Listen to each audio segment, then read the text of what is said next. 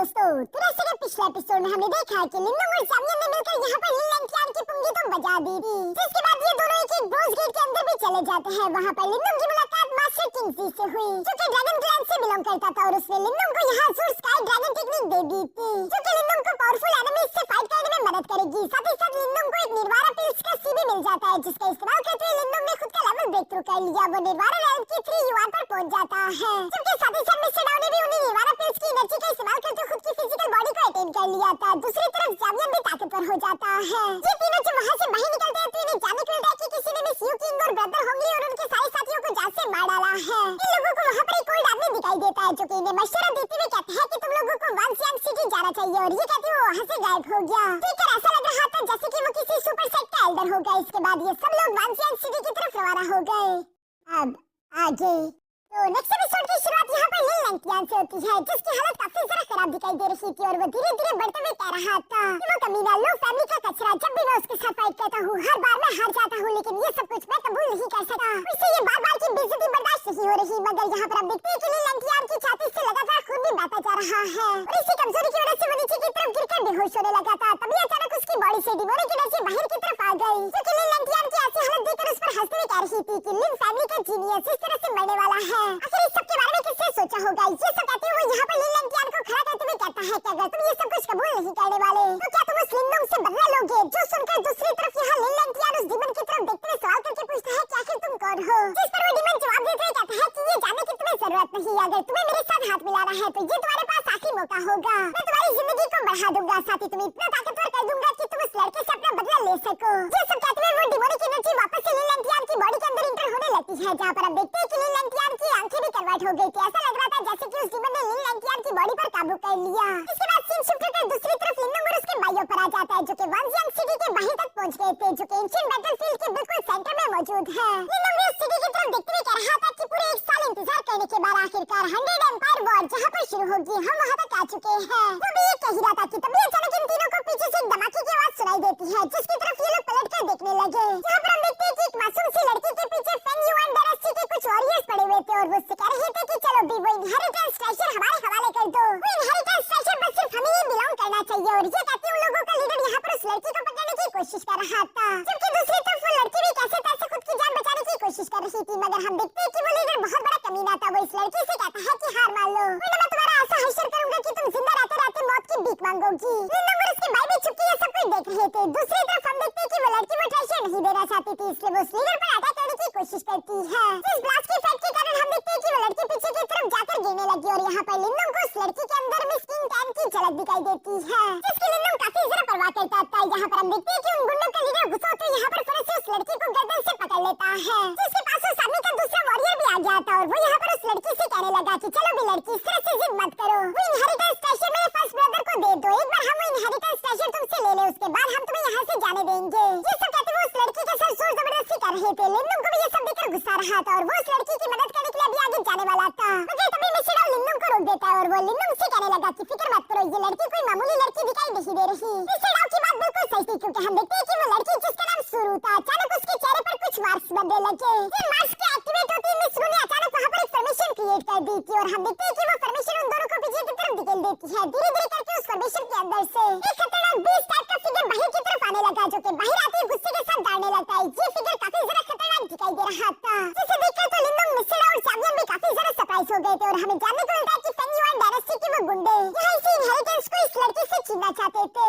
यहाँ पर first brother अपने सेकंड ब्रदर से कहता है कि अभी तक इस लड़की ने अपनी स्पिरिट गोलम पर पूरी तरीके से कंट्रोल नहीं किया, जब तक ये इसे फुली मास्टर नहीं कर लेती तब तक हम लोगों की जीतने का चांस है। इसलिए हम देखते हैं कि ये दोनों फौरन से अपनी तलवारें निकालते हुए फाइट करने के लिए तैयार हो गए। मगर यही तो इन दोनों की सबसे बड़ी गलती थी, क्योंकि वो स्पिरिट एम्बलम बीस्ट काफी जरा खतरनाक था, जो कि फौरन से इन लोगों पर हमले करने लगा, और उल्टा इन लोगों के अटैक उस पर कोई असर भी नहीं कर रहे थे। वो बीस्ट इन दोनों को बहुत ही बुरी तरीके से पटक रहा था, और उल्टा हमें देखने को मिलता है कि वो बीस्ट इनमें से एक को तो खाकर जान से मार डालता है। लिंगडोंग, मिस्टर डाउ और ज़ावियर भी ये नजारा देखकर काफी सारे शॉक हो गए थे, जबकि हम देखते हैं कि वो फर्स्ट वॉरियर तो यहाँ ये सब देखकर घबराते वहाँ से भागने लगा था, जिसके पीछे वो स्पिरिट एम्बलम भी जाने की कोशिश करता। मगर हम देखते हैं कि मिस रू ने फौरन से उस स्पिरिट एम्बलम को कंट्रोल करना शुरू कर दिया, ताकि वो उसको उस दूसरे बंदे के पीछे जाने से रोक सके। मगर ये स्पिरिट एम्बलम तो कोई ज्यादा ही ताकतवर था, जिसे मिस रू कंट्रोल नहीं कर पाती, और स्पिरिट एम्बलम खुद को आजाद करवाते हुए सीधा फौरन उस दूसरे आदमी के पीछे भी रवाना हो गया, जहाँ उस पर झपट्टा मारते फौरन उसे भी जान से मार डालता और उसके स्पिरिट को बदल लेता है। जो खौफनाक सारा बताने के बाद वो स्पिरिट एम्बलम तो गुस्से के साथ जोर जोर से धड़ने लगा। अभी भी उसे और सारा भूख लगी थी, वो किसी और को जान से मारना चाहता था, इसलिए वो चारों तरफ देखने लगा और उसकी नजर मिस्रू पर पड़ जाती है। वो मिस्रू का शिकार करने के लिए तेजी के साथ उसी की तरफ भागने लगा। ये देखकर तो लिंदम भी परेशान हो गया था, क्योंकि वो खुद भी अकेले स्पिरिट एम्बलम का मुकाबला नहीं कर पाएगा, इसलिए वो फौरन से मिस्रू के पास आते हुए अपनी पावर्स मिस्रू के साथ शेयर करने लगता है, ताकि मिस्रू में थोड़ी एनर्जी आए और वो स्पिरिट एम्बलम को कंट्रोल करने के लिए कुछ कर सके। यहाँ पर हम देखते हैं कि लिंदम का प्लान काम कर गया। जैसे मिस्रू थोड़ी बहुत ताकतवर हुई, वो फौरन से अपनी एनर्जी का इस्तेमाल करते हुए स्पिरिट एम्बलम को दोबारा से अपने अंदर ट्रैप कर लेती है। तो सब करके मिस्रू बुरी तरीके से एग्जॉस्ट हो चुकी थी और वो बेहोश होने के लिए नीचे की तरफ गिरने लगती है, जहाँ लिंदम ने उसे अपनी बाहों में पकड़ लिया था। मिस्रू बेहोश होने से पहले एक बार लिंदम की शक्ल देख लेती है, इसके बाद मिस्रू बेहोश हो गई। दूसरी तरफ हम देखते हैं कि लिंदम और उसके भाई मिस्रू को अकेले छोड़कर नहीं जाते, क्योंकि लिंदम को मिस्रू के अंदर में स्किन टैंक दिखाई दे रही थी, इसलिए वो उसका अच्छे से ध्यान रख रहा था। दूसरी तरफ मिस्रू लिंदम से सवाल करते हुए कहता है कि लिंदम आज आखिर तुम्हें हो क्या चुका है, जिस पर लिंदम जवाब देते हुए कहता है कि नहीं कुछ नहीं, और ये कहती वो भी खड़ा होकर अपने भाइयों के पास आ गया, जहाँ मिस्रू लिंदम को समझाते हुए कहता है कि लिंदम तुमने खुद देखा ना कि उस लड़की की बॉडी में वो कैसी टेरिफाइंग पावर थी, जिस खतरनाक पावरफुल बीस्ट पर तो वो खुद भी कंट्रोल नहीं कर सकती, वो किसी भी टाइम आउट ऑफ कंट्रोल हो सकती है, इसलिए हमें इस लड़की से दूर रहना चाहिए। जो सब सुनकर लिंदम कोई जवाब नहीं देता, बल्कि उल्टा वो यहाँ पर मिस किंग टैंक को याद करते हुए कह रहा था कि मुझे किंग टैंक की याद आ रही है, पता नहीं आखिर वो क्या कर रही होगी। इससे राव भी समझ गया था कि लिंदम कई ऐसे एंशिएंट बैटलफील्ड में है, इसलिए उसे डर की याद आ रही है। तभी अचानक हम देखते हैं कि मिस्रू होश में आ जाती है, क्योंकि खड़े होते ही घबराकर फौरन से सवाल करते हुए पूछती है कि आखिर तुम लोग कौन हो और तुम लोगों को मुझसे क्या चाहिए। इस पर लिंदम खड़ा होकर जवाब देते हुए कहता है कि हमें तुमसे कुछ नहीं चाहिए, तुम हमें जंगल में बेहोशी की हालत में मिल चुकी थी और इसलिए हमने तुम्हारी जान बचाई थी, कहीं तुम्हें अकेले में कुछ हो ना जाए। मिस्रू को भी थोड़ी बहुत लिंदम की शक्ल याद थी। दूसरी तरफ मिस्रू सामने की तरफ आते हुए कहता है कि लड़की शांत हो जाओ, वैसे भी तुम समझदार हो, अगर हमारे इरादे तुम्हारे लिए खराब होते तो तुम कभी होश में भी ना आ पाती।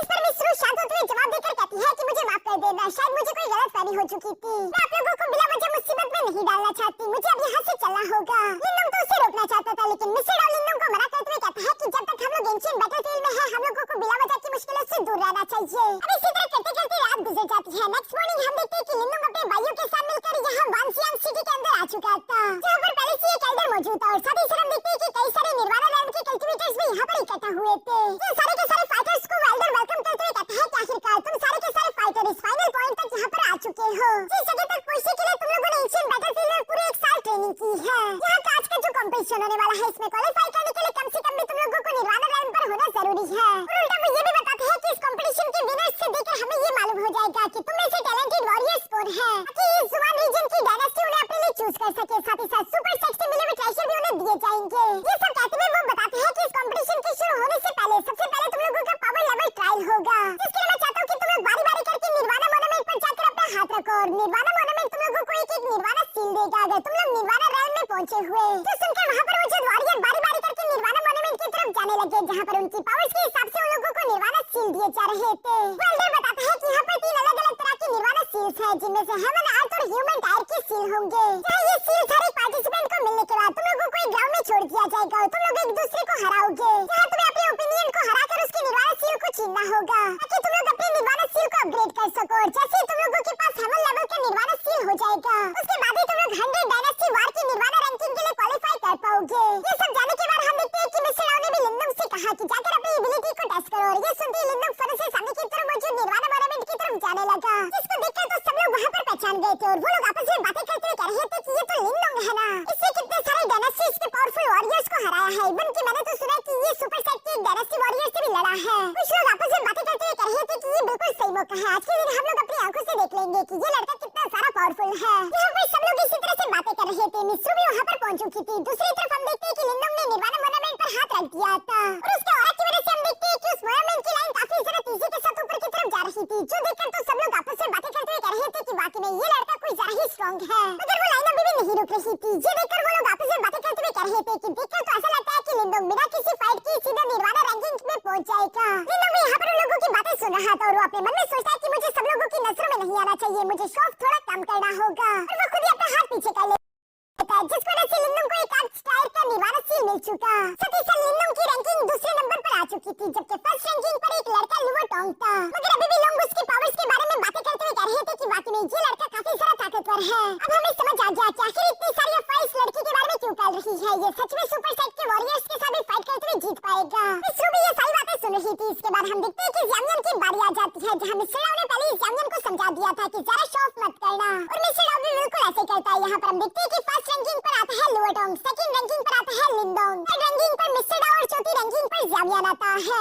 ये तीनों भाई ही अर्थ लिस्ट के टॉप 4 में आ चुके थे। सब लोग इनके बारे में बात कर रहे हैं, तभी अचानक वहाँ पर इन लोगों को हेवन लिस्ट दिखाई जाती है, जिसके अंदर जितने भी नाम थे वो सारे के सारे सुपर डायनेस्टी के वॉरियर्स थे और उनके पास पहले से 100 पॉइंट्स है, जो कि थोड़ी चीटिंग दिखाई दे रही थी, क्योंकि अर्थ रैंकिंग लिस्ट वाले में जितने भी लोग थे उन लोगों के शुरू के पॉइंट 0 है और उन्हें मेहनत करके 0 से ऊपर जाना होगा, इसलिए वो कह रहे थे कि ये बिल्कुल चीटिंग है, तुम हमारे साथ ऐसा नहीं कर सकते। तुम लोगों ने उन सुपर डायनेस्टी के वॉरियर्स को पहले से 100 पॉइंट्स क्यों दिए हुए और हमें 0 पॉइंट्स? इस तरह से तो वो लोग आसानी के साथ हमसे जीत जाएंगे। यहाँ पर चारों तरफ सब लोग इसी तरह से शोर मचा रहे थे और कह रहे थे कि हम ये नाइंसाफी नहीं झेल सकते, मगर तभी अचानक वहाँ पर एक लड़का फेंग टेंग आ जाता है, जो कि निर्वाणा के 4 युआन लेवल का कल्टिवेटर था और फेंग युआन डायनेस्टी से बिलोंग करता था, जो कि यहाँ पर आते हुए दादागिरी करते हुए कह रहा था कि वैसे भी इस कंपटीशन के आखिरी विनर तो सुपर डायनेस्टी वाले ही होने वाले हैं। तुम जैसे कचरे तो बस सिर्फ यहाँ के नंबर्स बढ़ा रहे हैं, तो इस बात से क्या ही फर्क पड़ता है कि तुम लोगों को कितने पॉइंट दिए जाए। वैसे भी यही इंसाफ है, आप बताओ कि किस किस को इंसाफ चाहिए। ये सुनकर एक लड़के को गुस्सा तो आ रहा था, लेकिन दूसरे लड़कों से रोकते हुए कहता है कि ऐसा मत करना। ये लड़का फेंग टैंक है, जो कि फेंग युआन डायनेस्टी का नंबर 1 जीनियस है, ये तुम्हें जिंदा नहीं छोड़ेगा। और फेंग टैंक को यहाँ पर इस तरह से एटीट्यूड में देखकर लिंडोंग को भी काफी ज्यादा गुस्सा आ रहा था। वो भी आगे की तरफ बढ़ना चाहता था, लेकिन मिस्टर डाओ से रोक देता है और वो लिंडोंग से कहता है कि अभी यहाँ पर लड़ने की कोई जरूरत नहीं, हम इसे बाद में देख लेंगे, क्योंकि हम देखते हैं कि फेंग टैंक का एटीट्यूड अभी भी खत्म नहीं हो रहा था। वो लोगों से कह रहा था कि आखिर तुम जैसे कचरों ने ये सोच भी कैसे लिया कि तुम लोग भी हमारी सुपर डायनेस्टी की बराबरी कर सकते हो। तुम लोगों को तो शुक्र मनाना चाहिए कि हम लोगों ने तुम्हें अपने सामने खड़े होने की इजाजत भी दी है। ये सारी बातें तो चल रही थी, जबकि मिस्रू से देखते हुए घबराकर वहाँ से पीछे की तरफ जाने की कोशिश करती और फेंग टैंक की नजर उस पर पड़ गई थी, जिसे देखकर तो वो मुस्कुराने लगा। साथ ही साथ वो वहीं पर मौजूद एल्डर से कहता है कि अब आप इस कंपटीशन को शुरू कर सकते हैं, जो सुनकर तो दूसरी तरफ उस एल्डर ने भी अरीना के गेट ओपन कर दिया था। साथ ही साथ उन लोगों से कहता है कि इसी के साथ 100 डायनेस्टी वार को ऑफिशियली शुरू किया जाता है। यहाँ पर अपने सामने उस ओपन पोर्टल को देखकर फेंग टैंक और उसके साथी तो फौरन से अंदर की तरफ जंप कर चुके, जबकि बाकी के लोग भी ये देखकर धीरे-धीरे से अंदर की तरफ जाना शुरू कर देते हैं, जिनमें लिंडोंग और उसके भाई भी शामिल थे। अंदर आने के बाद हमें जानने को मिलता है कि ये लोग किसी जंगल में पहुंच गए थे, जहाँ पर सारे के सारे वॉरियर एक दूसरे के सील और पॉइंट्स छीनने के लिए एक दूसरे के साथ फाइट कर रहे थे। साथ ही साथ हमें बैकग्राउंड में एक आवाज भी सुनाई दे रही थी, जो कि कह रही थी कि 100 डायनेस्टी वॉर के अंदर हार जीत मायने रखती है, यहाँ पर जिंदगी और मौत का कोई लेना देना नहीं, यानी कि तुम किसी को भी जान से मार सकते हो। तुम लोगों के पास यहाँ पर टोटल 3 दिन होंगे, जिन 3 दिनों बाद रैंकिंग बोर्ड पर टॉप 24 कैंडिडेट्स को चूज कर लिया जाएगा। सिर्फ उन्हीं 24 लोगों को 100 कैलिडोन माउंटेन पर भेजा जाएगा, ताकि वो वहाँ पर मौजूद चैंपियनशिप के बैटल में हिस्सा ले सके, जहाँ से तुम लोग सुपर सेट्स को ज्वाइन कर सकते हो। अब ऊपर वाला उम्मीद करता हूँ कि तुम्हारा साथ दे।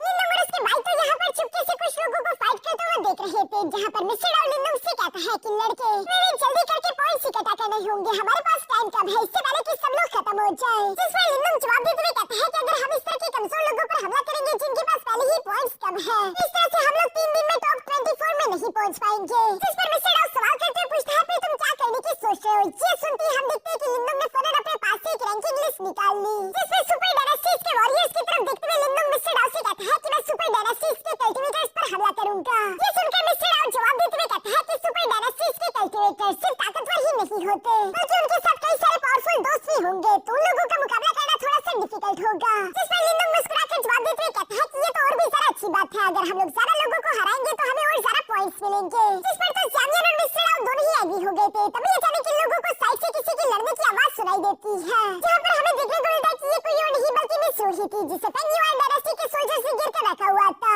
जो कि फेंग टैंक के ऑर्डर पर यहाँ पर किसी तरह की फॉर्मेशन क्रिएट कर चुके थे। उसके अंदर मिस्रू और उसका बेस बुरी तरीके से ट्रैप हो चुके हैं और वो बाहर नहीं आ सकते। और ब्रदर फेंग टैंक यहाँ पर मिस्रू को देखते हुए कह रहा था कि ये बहुत ही सारा कीमती इनहेरिटेंस ट्रेजर है, ये तुम्हारे पास नहीं होना चाहिए, तुम इसे डिजर्व नहीं करती।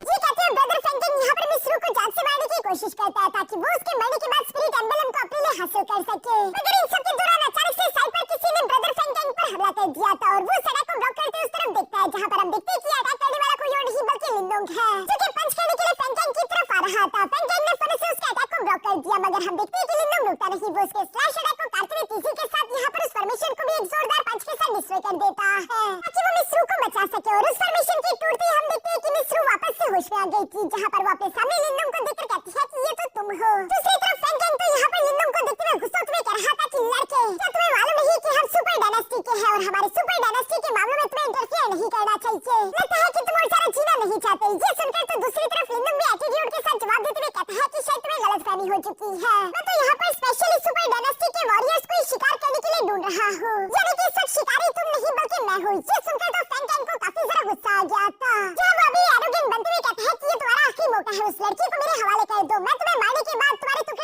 नहीं करूंगा। यह वो भी ये कह ही रहा था कि तभी अचानक हम देखते हैं कि ज़ामिया ने फिर से अपने स्टाफ के साथ जमकर तो यहाँ उसके एक वॉरियर पर हमला करके उसे अपने साथ नीचे की तरफ खींच लिया, जिसे ज़ामिया अकेले संभालने लगता है। जहाँ ज़ामिया जब उस वॉरियर के साथ मसरूफ था तो ब्रदर फ्रैंकलिन ये देखकर अपने बाकी के दो साथियों से कहता है कि जाओ और इस लड़के को जान से मार डालो। तो सुनकर उसके बाकी के दो वॉरियर यहाँ लिंदम की तरफ बढ़ने की कोशिश करने वाले थे, मगर तभी अचानक मिस्टर डाउ सामने की तरफ आ गया, जहाँ वो अपनी पावर्स का इस्तेमाल करते हुए काफी आसानी के साथ उन दोनों के अटैक्स को ब्लॉक करके उन्हें पीछे की तरफ धकेल देता है। साथ ही साथ वो ब्रदर फ्रैंकलिन से कहने लगा कि मेरे सामने तुम इस तरह की बकवास नहीं कर सकते। बच्चे अभी तो अंडे से नहीं निकला और अपने दादा बू के सामने तो उसके दोस्त को छोड़ पहुंचाने की बात कर रहा है। यहाँ मिस्टर डाउ तो इसी तरह से डैशिंग बातें कर ही रहा था, लेकिन लिंदम मुझसे मना करते हुए कहता है कि मिस्टर डाउ अभी तक तुम्हारी फुल पावर रिकवर नहीं हुई, तो इस फ्रैंकलिन को तुम मुझ पर छोड़ दो, तब तक मैं चाहता हूँ कि तुम इस लड़की की हिफाजत करो। जिस पर मिस्टर डाउ एग्री हो जाता। दूसरी तरफ लिंदम यहाँ हवा में फ्लोट करते हुए ब्रदर फ्रैंकलिन के सामने आ जाता है, जहाँ पर वो कह रहा था कि उस लड़की की बॉडी के अंदर जो इनहेरिटेंस है उसकी तो वैसे ही हम लोग हिफाजत करेंगे, और जहाँ तक तुम्हारी बात है तो तुम अभी भी माफी मांग सकते हो, बदले में बस सिर्फ तुम्हारी बॉडी पर लगी हुई निर्वाणा सील मुझे चाहिए। तो सुनकर तो ब्रदर फ्रैंकलिन ने जोर जोर से हंसना शुरू कर दिया था, और वो हंसते हुए कहता है कि तुम एक लो डायनेस्टी के मामूली से कल्टीवेटर हो जो कि बड़ी मुश्किल से निर्वाणा रैम के 3 युवान पर पहुंचा है, और तुम मेरा मुकाबला करने की कोशिश करना चाहती हो जो कि ऑलरेडी निर्वाणा रैम के 4 युवान का कल्टीवेटर है। लगता है कि तुम्हारे जीने के दिन पूरे हो गए, तुम्हें चूंकि मरने की इतनी ही ज़्यादा ख्वाहिश है तो मैं तुम्हारी ये ख्वाहिश पूरी कर देता हूँ। तो कहते हैं ब्रदर फ्रैंकलिन ने अपनी पावर्स को एक्टिवेट करते हुए पावरफुल स्लैश अटैक यहाँ लिंदम की तरफ चल दिया था। दूसरी तरफ लिंदम भी उस स्लैश अटैक से टकराते हुए अपनी डिवोरिंग एंसेस्टर सील की पावर एक्टिवेट कर लेता है, जहाँ साथ ही साथ वो ब्रदर फ्रैंकलिन से कह रहा था कि फिक्र मत करो, तुम्हें हराने के लिए मेरी एबिलिटीज अभी भी काफी ज़्यादा है। और ये कहते लिंदम ने अपने ब्लैक होल का इस्तेमाल करते हुए स्लैश अटैक की सारी पावर को एब्सॉर्ब कर लिया, जिसके बाद वो तेजी से ब्रदर फ्रैंकलिन की तरफ बढ़ने लगा। ब्रदर फ्रैंकलिन भी यहाँ पर और कई सारे स्लैश अटैक लिंदम पर चल देता है, मगर हम देखते हैं कि लिंदम चालाकी के साथ अपने एंसेस्टर सील की डिवोरिंग पावर का इस्तेमाल करते हुए स्लैश अटैक्स की एनर्जी को एब्सॉर्ब कर रहा था। साथ ही साथ वो ब्रदर फ्रैंकलिन से कहता है कि यहाँ पर मरेगा कौन ये तो किस्मत ही डिसाइड करेगी, और ये कहते वो उसी के अटैक उसको रिवर्स करते हुए यहाँ ब्रदर फ्रैंकलिन पर अटैक कर देता है, जिससे टकराकर ब्रदर फ्रैंकलिन पीछे की तरफ आते हुए कहता है कि ये सब हो क्या रहा है। ऐसा लग रहा है जैसे इस लड़की के सामने मेरी ट्रू स्पिरिचुअल पावर कम होती जा रही है। ये सोचते ही ब्रदर फ्रैंकलिन तेजी के साथ आगे की तरफ बढ़ते हुए लिंदम के साथ close hand to hand combat fight करना शुरू कर देता है, जहाँ इन दोनों के दरमियान काफी ज्यादा तेज फाइट हो रही थी, लेकिन हम देखते हैं कि ब्रदर फ्रैंकलिन लिंदम को हिट नहीं कर पा रहा था। लिंदम उससे बराबर की टक्कर दे रहा है, इवन कि लिंदम का कल्टीवेशन लेवल भी उससे लो था, जिस वजह से ब्रदर फ्रैंकलिन पीछे की तरफ आते हुए कहता है कि तुम्हारे पास यकीनन कोई न कोई प्रोटेक्टिव ट्रेजर है, मगर अफसोस कि वो तुम्हें बचाने के लिए काफी नहीं होगा। ये कहते ब्रदर फ्रैंकलिन ने अपनी पावर्स को इकट्ठा करके वहाँ पर एक और पावरफुल टेक्निक क्रिएट कर दी, जिसका प्रेशर लिंदम पर पड़ने लगता है। साथ ही साथ ब्रदर फ्रैंकलिन लिंदम से कह रहा था क्या तुमने महसूस किया कि हमारे रैम में कितना बड़ा डिफरेंस है। ये सुनकर दूसरी तरफ लिंदम ने अपने एशियन कैन कन्फर्मेशन को एक्टिवेट करना शुरू कर दिया था। साथ ही साथ उससे कहता है कि इससे कोई फर्क नहीं पड़ता कि तुम निर्वाणा रैम के 4 युवान लेवल के कल्टीवेटर हो, फिर भी मैं तुम्हारी जान ले लूंगा। ये सब कहते हुए लिंदम ने अपनी कैन कन्फर्मेशन की एनर्जी का इस्तेमाल करके खुद को उस प्रेशर से आजाद कर दिया। तो देखकर तो दूसरी तरफ ब्रदर फ्रैंकलिन को अपनी आंखों पर यकीन नहीं आ रहा था। वो हैरान होते हुए कहता है कि इस लड़की की बॉडी में काफी सारी स्ट्रेंज एनर्जी दिखाई दे रही है, लेकिन फिर भी मुझे इसे खत्म करना होगा, वरना ये मेरे लिए बेइज्जती की बात होगी। जो कहती वो वहाँ पर अपने कई सारे विंड टॉर्नेडोज क्रिएट कर लेता है। ये सब सुनकर दूसरी तरफ लिंदम जवाब देते हुए कहता है कि मेरी जिंदगी इतनी सस्ती नहीं कि तुम जैसा एक मामूली आदमी भी उसे ले सके। ये कहते हुए लिंदम ने फौरन से अपने हेमली सेलेस्टियल पाम टेक्निक को तैयार कर लिया। पीछे की तरफ हम देखते हैं कि ज़ामियन जो कि एक वॉरियर से फाइट कर रहा था, और मिस्टर डाउ जो कि अकेले 2 वॉरियर्स को बिना किसी मुश्किल के संभाल रहा है, उनकी नजर भी यहाँ इन दोनों पर पड़ जाती है, जो कि काफी सारे टेरिफाइंग अटैक्स को एक्टिवेट कर रहे थे। ब्रदर फ्रैंकलिन ने अपने टॉर्नेडोज को कंबाइन करके एक बड़े से सर्पल में कन्वर्ट कर दिया था, जिसे वो फैंटम विंड पाम टेक्निक का नाम देता है। जो अटैक सीधे जाकर लिंदम के हेमली सेलेस्टियल पाम अटैक से टकरा जाता है, यहाँ पर इन दोनों अटैक्स के टकराव की वजह से चारों तरफ काफी ज्यादा खतरनाक एनर्जी अनलीश हो रही थी। साथ ही साथ हम देखते हैं कि लिंदम लगातार अपने अटैक को और ज्यादा पावरफुल करने के लिए उसके अंदर अपनी स्पिरिचुअल एनर्जी इंजेक्ट करने लगा, जो देखकर तो ब्रदर फ्रैंकलिन भी कहता है इसका मतलब कि ये लड़का स्पिरिचुअल मार्शल आर्ट टेक्निक्स भी परफॉर्म करना जानता है। यहाँ पर हम देखते हैं कि थोड़ी देर की इसी तरह टकराव के बाद आखिरकार लिंदम के हेमली सेलेस्टियल पाम अटैक ने उस फैंटम विंड अटैक को डिस्ट्रॉय कर दिया था। साथ ही साथ लिंदम का ये पाम अटैक ब्रदर फ्रैंकलिन की तरफ भी बढ़ने लगा, जिसे ब्लॉक करने की वो अपनी पूरी कोशिश करता है, मगर वो इस अटैक से हिट होकर बुरी तरीके से इंजर्ड हो गया, जहाँ उसके मुंह से खून निकलने लगा। ये सब देखकर तो ब्रदर फ्रैंकलिन को अपनी आंखों पर यकीन नहीं आ रहा था। वो अपने मन में सोचने लगता है कि शायद ये लड़का अपनी ट्रू पावर छुपा रहा है। मुझे लगता है कि ये लड़का भी निर्वाणा रैम के 4 युवान लेवल का कल्टीवेटर है। वो देखता है कि उसके बाकी के 3 साथियों की भी काफी बुरी तरीके से धुलाई हो रही थी। तभी अचानक लिंदम यहाँ ब्रदर फ्रैंकलिन के सामने आ गया, जहाँ वो ब्रदर फ्रैंकलिन से कहता है कि अभी भी तुम्हारे पास मौका है, अगर तुम्हें कोई और टेक्निक इस्तेमाल करनी है तो अभी कर लो, इससे पहले कि देर हो जाए। फिर ये मत कहना कि मैंने तुम्हें मौका नहीं दिया था। जो सुनकर तो ब्रदर फ्रैंकलिन को गुस्सा आ गया, और वो लिंदम से कहता है कि तुम एक मामूली लो लेवल डायनेस्टी से बिलोंग करते हो, ये तो बिल्कुल भी मत सोचना कि तुम 100 डायनेस्टी वार में जीत सकते हो। मगर जब वो ये सब कह रहा था, तब तक हम देखते हैं कि दूसरी तरफ ज़ामियन और मिस्टर डाउ ने उसके बाकी के 3 साथियों को निपटा दिया। जो देखकर तो ब्रदर फ्रैंकलिन बहुत सारे शुक्र तुम्हें कहता है कि कहीं ऐसा तो नहीं कि इसकी ये दोनों भाई भी